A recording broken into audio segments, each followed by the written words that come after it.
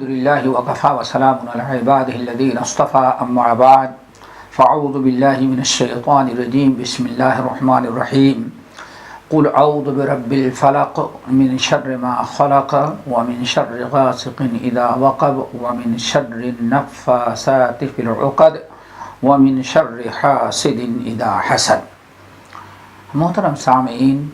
اس سورہ فلق میں نے آپ حضرات کے سامنے پڑھی ہے۔ اس آیت میں یا اس صورت میں اللہ رب العالمین نے چند چیزوں سے پناہ مانگنے کا حکم دیا ہے۔ ان میں ایک ہے وَمِن شَرِّ حَاسِدٍ إِذَا حَسَدَ، حاسد کے حسد کے شر سے جب انسان ہمارے ساتھ کوئی حسد کرے، اس سے پناہ مانگی گئی ہے۔ آج اس مجلس میں آپ حضرات کے سامنے جو کچھ ہم پیش کرنا چاہتے ہیں وہ حسد۔ حسد بدترین گناہوں میں سے ایک گناہ ہے۔ کسی مسلمان بھائی سے یا کسی سے حسد، کینہ، کپٹ، بغض و عناد، یہ بدترین گناہوں میں سے ہے۔ نبی علیہ الصلاۃ نے احادیث میں بڑی مذمت بیان کی، اور اللہ رب العالمین نے قرآن پاک میں مختلف مقامات پر حسد کا تذکرہ کیا، حسد کے نقصانات اور حسد کی خطرناکی کی بڑی وضاحت بیان کی ہے۔ انسان کے دل میں جب حسد آ جاتا ہے تو انسان بہت بڑے خیر و برکت سے محروم اور بے شمار گناہوں میں مبتلا ہو جاتا ہے۔ سب سے پہلے حسد کا معنی سمجھنا چاہیے کہ حسد کہتے کس کو ہیں۔ حسد کہتے ہیں کہ کسی انسان کو اللہ تعالیٰ نے کہ اپنے فضل و کرم اور نعمتوں سے نوازا ہو، مال، اولاد، دین، دنیا، کسی بھی قسم کی نعمت سے نوازا ہو، اور آپ تمنا کریں کہ اللہ تعالیٰ اس سے چھین لے، اللہ تعالیٰ نے اس کو کیوں دیا، اللہ اس کو محروم کر دے۔ یہ کسی کے سے نعمت کو اور اللہ تعالیٰ کے فضل کرم کو چھن جانے، ختم کرنے کی جو ہم تمنا اور کوشش کرتے ہیں، اسی کو کہا جاتا ہے حسد۔ جب بھی مومن ایمان کا تقاضا یہ ہے کہ آپ کے مومن بھائی کو اللہ رب العالمین نے اگر کسی نعمت سے نوازا ہے تو آپ اس پر خوش ہوں، اللہ تعالیٰ کا شکر ادا کریں۔ آپ یہ دعا تو کر سکتے ہیں اللہ تعالیٰ مجھے بھی نواز دے، لیکن اگر آپ یہ تمنا کریں اللہ نے ہم کو نہیں دیا ہے، اس کو کیوں دیا، ہم محروم ہیں تو اللہ تعالیٰ اس کو بھی محروم کر دے، اسی چیز کا نام حسد ہے، اور یہی چیز ہمارے ہاں حرام ہے۔ یہاں دو چیزیں ہیں، اور کبھی کبھار حدیث اور قرآن میں دونوں کو حسد کہا گیا ہے۔ ایک حسد ہے جو ناجائز اور حرام ہے، جیسے ابھی آپ نے سنا کہ کسی نعمت سے اللہ تعالیٰ نے جس انسان کو نعمتوں سے نوازا ہے، یا کسی خاص نعمت سے اللہ نے اسے نوازا ہے، آپ تمنا یہ کریں کہ اللہ تعالیٰ اس سے چھین لے، اس کو بھی محروم کر دے، یہ ہے ایک حسد، اور یہ بدترین گناہوں میں سے ہے۔ اور حسد کی ایک قسم ایسی اور حدیثوں میں آئی ہے جس میں یہ خواہش نہیں ہوتی کہ اللہ تعالیٰ سامنے والے کو کیوں دیا، اس کو بھی محروم کر دے، بلکہ اس کی خواہش اور تمنا یہ ہوتی ہے کہ اللہ نے جیسے اس کو دیا ہے ہمیں بھی وہ دے دے، تو اس کو بھی حسد کہا گیا ہے، اور یہ جائز ہے، یہ بہترین عمل ہے۔ لیکن شریعت کے اصطلاح میں گرچہ اس کو حسد بعض روایتوں میں کہا گیا ہے، لیکن اس کو کہا جاتا ہے غیبتہ کہتے ہیں، اور اردو میں اسی کو کہتے ہیں رشک کرنا۔ کسی کو اللہ تعالیٰ نے مال دولت نعمتوں سے نوازا ہے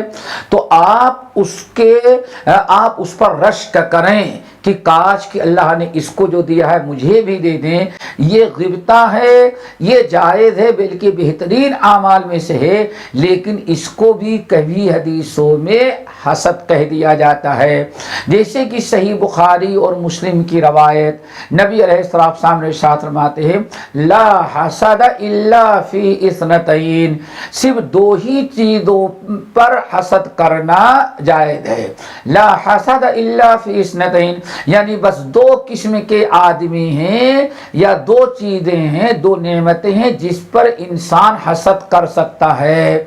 آگے نبی علیہ السلام فرماتے ہیں وہ دونوں چیزیں یا وہ دونوں آدمی جس پر حسد کرنا جائز ہے، نبی علیہ السلام نے فرمایا نمبر 1 رجل آتاہ اللہ مالا فسلطہ علی حلقتہ،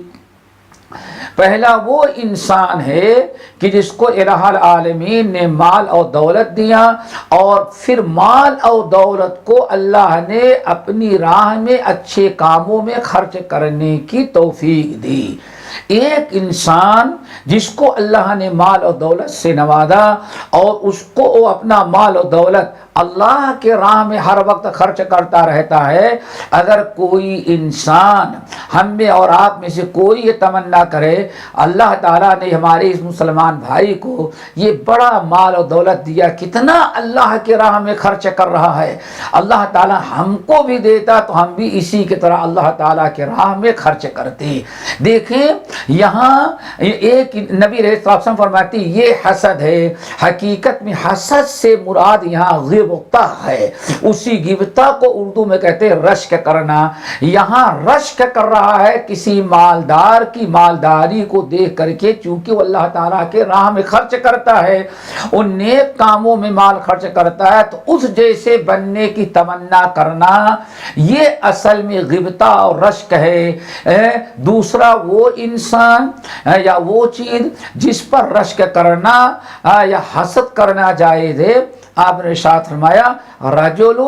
آتاہ اللہ علما،